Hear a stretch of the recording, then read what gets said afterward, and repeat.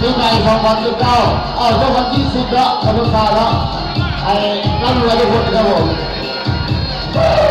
เฮ้ย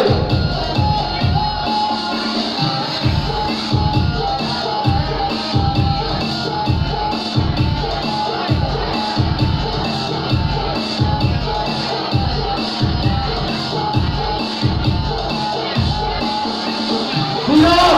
พี่น้องมาแล้วพี่น้องมาแล้วปีใหม่มันไม่เจอกันแล้วเพิ่งแล้ว